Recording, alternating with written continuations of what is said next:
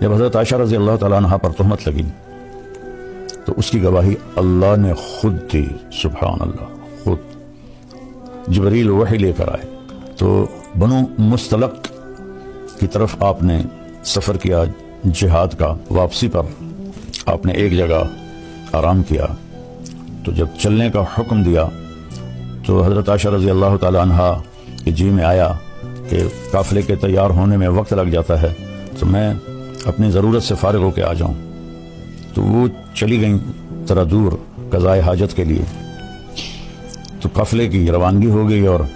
وہ جو تھی پالکی وہ صحابہ نے اٹھا کے اونٹنی پہ باندھ دی، چونکہ حضرت عائشہ رضی اللہ عنہ کا وزن اتنا نہیں تھا،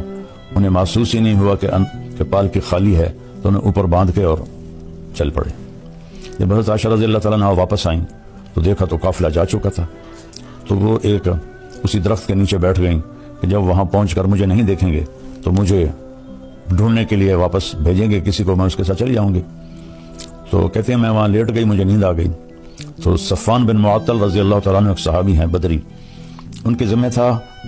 قافلے کے پیچھے پیچھے چلنا، کہ کوئی سامان رہ جاتا ہے، کوئی گر جاتا ہے، وہ اٹھا کے لے آئیں۔ تو وہ جب پیچھے سے آئے تو انہوں نے حضرت عائشہ کو پہچان لیا، ان کے چہرے پر کپڑا تو تھا نیند کی وجہ سے، لیکن پہچان کر ان کا اللہ اکبر زور سے کہا، تو حضرت عائشہ اٹھ کے بیٹھ گئی۔ تو انہوں نے جلدی سے اپنے چہرے کو ڈھانپ لیا، تو انہوں نے آپ کے پاس آ کے اونٹنی بٹھائی اور پیچھے جا کے کھڑے ہو گئے۔ آپ اونٹنی پہ تشریف فرما ہوئیں، انہوں نے اونٹنی کی رسی کو پکڑا اور قافلے کی طرف چل پڑے۔ دوپہر کے وقت پہنچے تو صحابہ نے پڑاؤ ڈال لیا تھا، تو عبداللہ بن ابی لعنت اللہ علیہ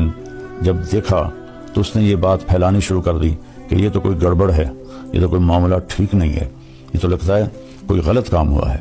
اور یہ بات اس نے پھیلانا شروع کر دی۔ اور اللہ کے نبی کو اللہ تعالیٰ نے خبر ہی نہیں ہونے دی، ورنہ جیسے ہی عبداللہ بن ابی نے یہ بات پھیلانا شروع کی تھی، اللہ تعالیٰ وحی اتار دیتے اور فرماتے کہ یہ بکواس ہو رہی ہے، یہ سب غلط ہے، اس کا ازالہ کیا جائے۔ لیکن وہی رک گئی، اور مدینے تک بیچ میں منافق بھی تھے، وہ اس بات کو پھیلاتے رہے، اور وہ پورے قافلے میں گردش کرتی رہی۔ مدینے میں انہوں نے یہ بات اس کو کہے، وہ پھیلنا شروع ہوئی، تو جو آہستہ آہستہ یہ بات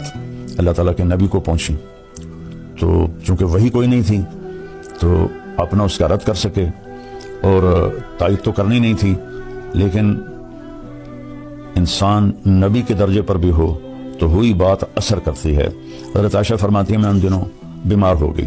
تو میں نے دیکھا کہ اللہ کے نبی کا رویہ بدلا ہے، تو